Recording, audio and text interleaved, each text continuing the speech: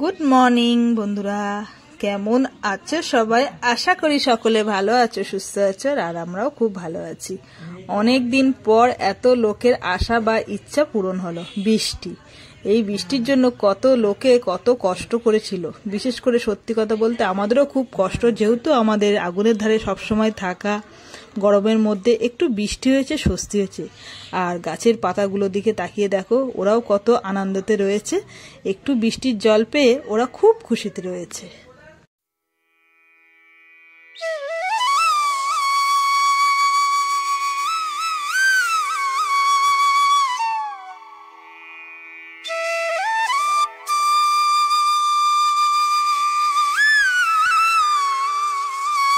এই যে বর্ষা নামলো, এখন বর্ষা কিন্তু চলতেই থাকবে।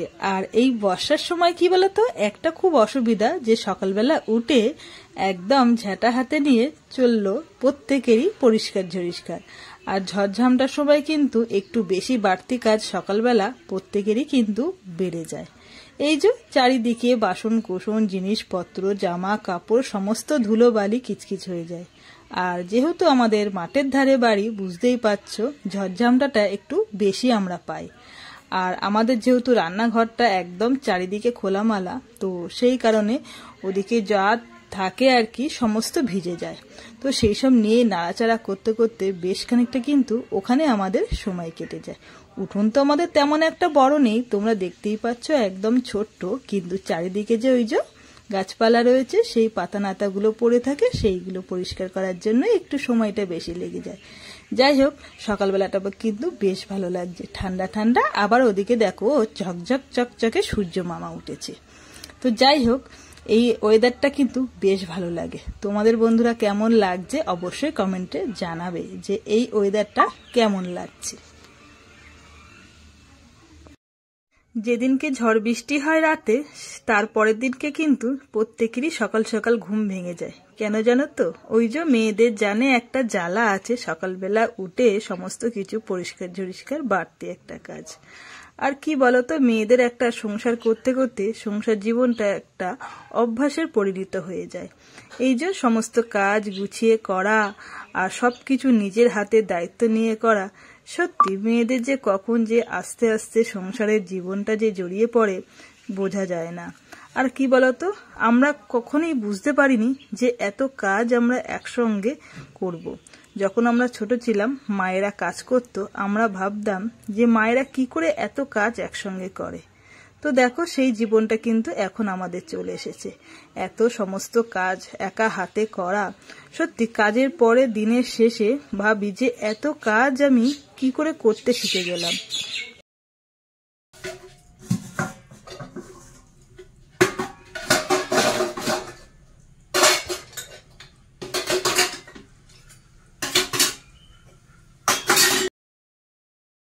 সারাদিনে সংসারের সমস্ত কাজ গুছিয়ে তারপরে দোকানে যাওয়া, দোকান থেকে ফিরে এসে আর কিন্তু শরীর চলে না। যতটুকু কাজ থাকে ভাবি সকালবেলা উঠে করব।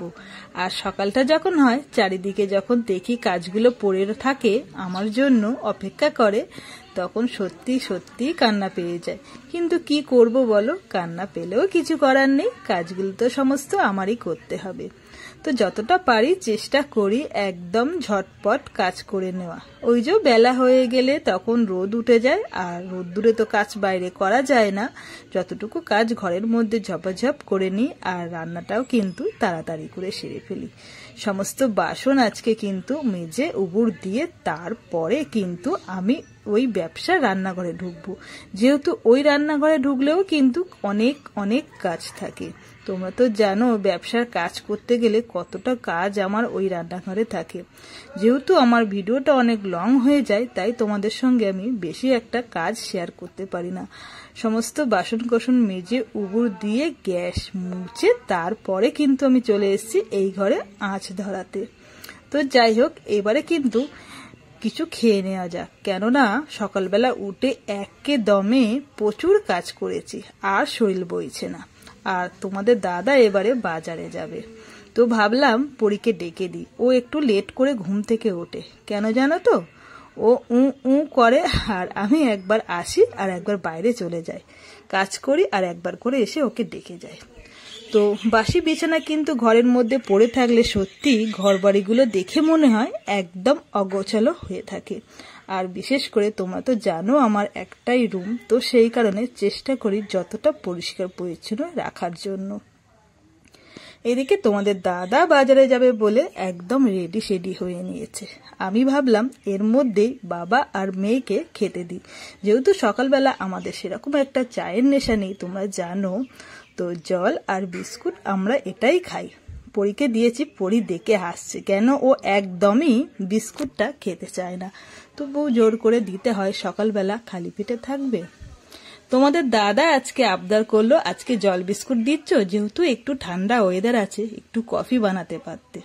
তো ভাবলাম কখনোই ও খেতে চায় না সকালবেলা, আজকে যে কালে অনেক আশা করে আমার কাছে খেতে চাইলো, তাহলে একটু কফি করাই যাক, আমারও খাওয়া হবে, তার সঙ্গে ওদের দুজনকেও দিতে হবে।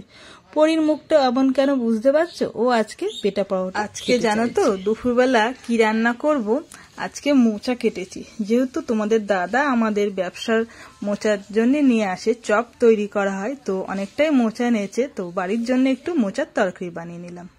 দুপুরবেলা একদম খাওয়া দাওয়া সেরে দোকানের সমস্ত কাজ গুছিয়ে একদম রেডি হয়ে নিয়েছি, এবারে দোকানে বেরোবো।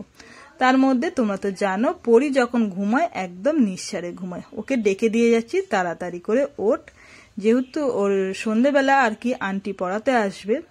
তো এখন তো আর সন্ধে না, এখন বিকেলবেলা, বললাম তুই একটু উঠে রাস্তাঘাটে হাঁট, শরীরটা একটু ফ্রেশ লাগবে। তো আমার কথা পাত্তাই দিল না, ও ওর মতন ঘুমাচ্ছে, আমি আমার মতন বলে চলে গেলাম দোকানে।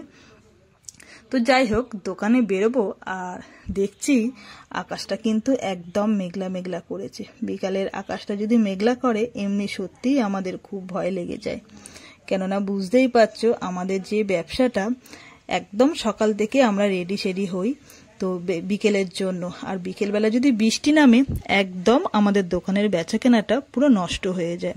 বুঝতেই পারছো ওই দোকানের জিনিসপত্র নষ্ট হয়ে গেলে কতটা পরিমাণে আমাদের লস হয়ে যাবে।